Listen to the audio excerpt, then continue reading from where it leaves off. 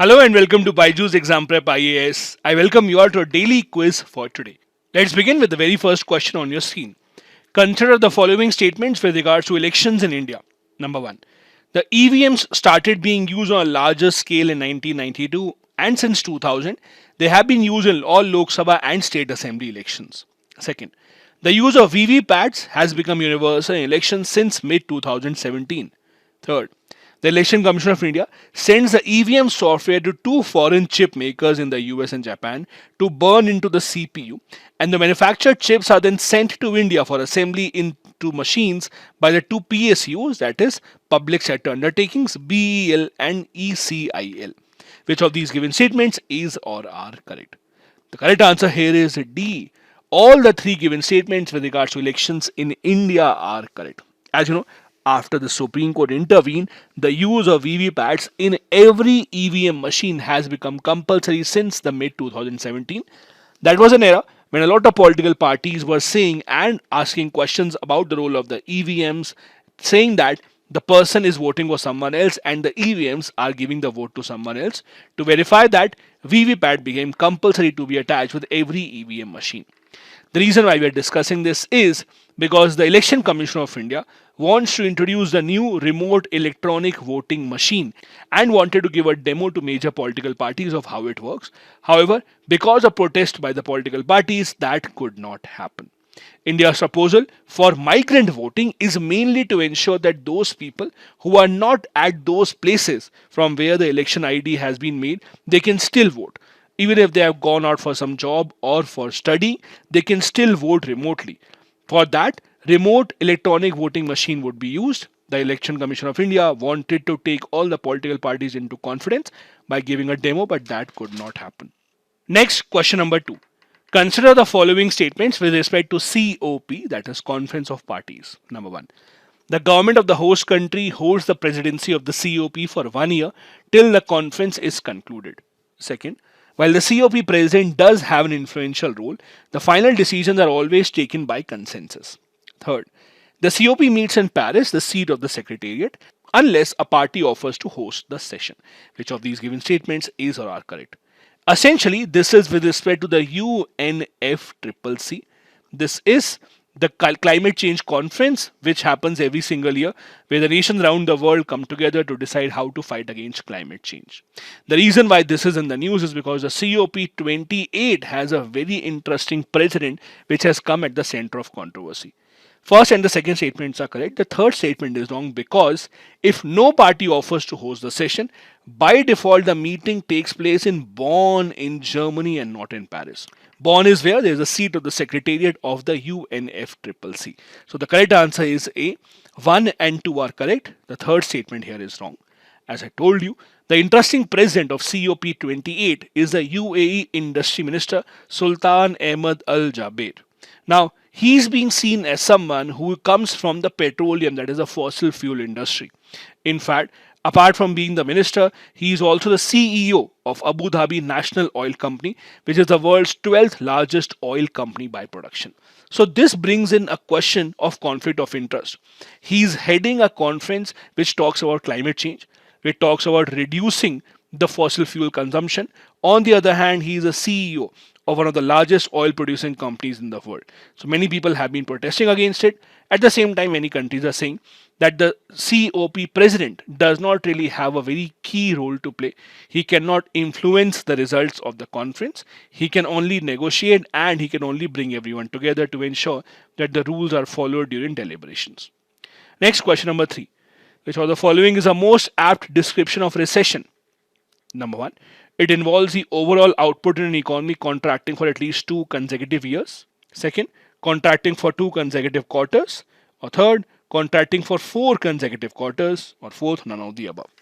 Which of these correctly defines recession? The correct answer here is second one. If an economy contracts for at least 2 consecutive quarters, that is the official definition of the word recession. The reason why we are discussing this is because recently the Union Minister for Micro, Small and Medium Enterprises, Shri Narayan Rane, was in an event in Pune where he said that there is a global recession and it is being seen in multiple nations around the entire world. Now, The question that was asked to him was, is India also headed towards the same? He said no. He said that technically recession is when the total output of the economy contracts for two consecutive quarters. For India to enter recession after June would mean that GDP in Jan to March quarter and April to June quarter also contracts, but that would not happen. In fact, he says that India is on a robust path to development.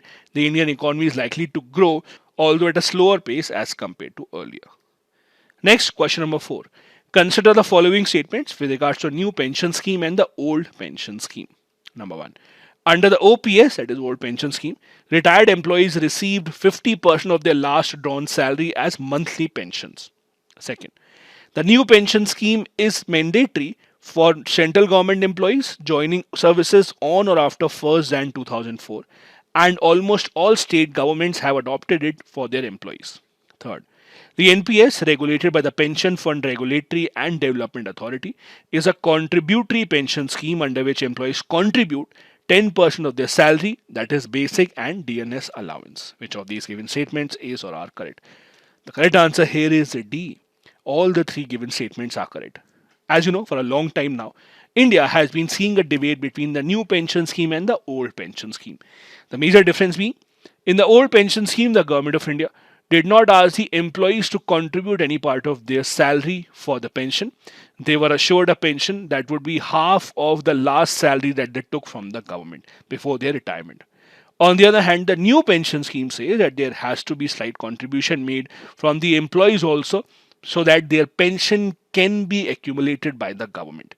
The employees are expected to contribute 10% of their salary, that is 10% of basic and near DNS allowance. This is regulated by Pension Fund Regulatory and Development Authority. As you know, many of the state governments that are coming into power have been coming up with promises to the people that they will now revert back to the old pension scheme. In fact, multiple states have already done that. We saw how Himachal Pradesh recently announced it. We saw how earlier Rajasthan had also announced the same, and Chhattisgarh also going on the same path. The reason why it is in the news is because the Reserve Bank of India has spoken up against the old pension scheme, saying that this will be disastrous in the long run, because when it comes to giving away pension from the side of the government and government would not have any contribution from anyone else, it would be an economic disaster. So RBI is suggesting against opting for the old pension scheme. Next is the previous year question from 2020. What are the advantages of fertigation in agriculture? Number 1. Controlling the alkalinity of irrigation water is possible. Second, efficient application of rock phosphate and other phosphatic fertilizers is possible. Third, increased availability of nutrients to the plant is possible. And fourth, reduction in the leaching of chemical nutrients is possible. You have to tell which of these are advantages of fertigation. The correct answer here would be C. Except the second one, 1, 3 and 4 are actually advantages related to fertigation. Now fertigation in simple terms, mixing water soluble fertilizers and delivering it through drip irrigation. Now phosphorus and ammonia may form a precipitate in water with high calcium and magnesium. So they are usually not used in fertigation. They would in fact block and go against the process of fertigation. That is why if you see here, the second statement was wrong. It does not involve efficient application of rock phosphate or other phosphatic fertilizers. The answer thus is C. Next, we want to discuss a fact of the day, that is a big news coming in from China, as per which the Chinese population, according to the National Bureau of Statistics, has actually declined in 2022 as compared to the previous year. Meaning that India might overtake China very, very soon to become the world's largest country in terms of population. The Chinese population now is about 141 crore. Earlier, it was 141.26 crore. Now it is 141.18 crore. This absolute decline in population is a landmark event, and that is why India will soon overtake China as the most populous country in the world. As for India, you know, we have not conducted an official census after 2011. But as per the UN projections, if you believe that, India's population for 2022 would be 141.72 crore, meaning that it would be higher as compared to China already. Now, China has been facing a lot of other issues, including COVID-19 crisis. Because of its one-child policy for a long, long time, China right now is facing a shortage of young people to participate in the labor force. That is why, although the Chinese population seems to be decreasing, it is not a very welcome sign. In fact, China recently had taken away its one-child policy, encouraging people to have more than one children. China's total fertility rate dipped below replacement level first in 1991, which was almost 30 years before India's. Because for India, our total fertility rate came below the replacement level only in 2021. So for India's population to start declining, we would still have to wait for a long, long time. This also presents an opportunity for India. At a time when our working age population is still very high, China is going through this crisis of not enough people in their workforce. If India can utilize their skills and even export the skilled labor to countries around the world, it would be very, very beneficial for India. This is it for today's daily quiz video. Do subscribe to our YouTube channel to get all the latest updates about the UPSC examination. Thank you so much for watching. Have a good day ahead.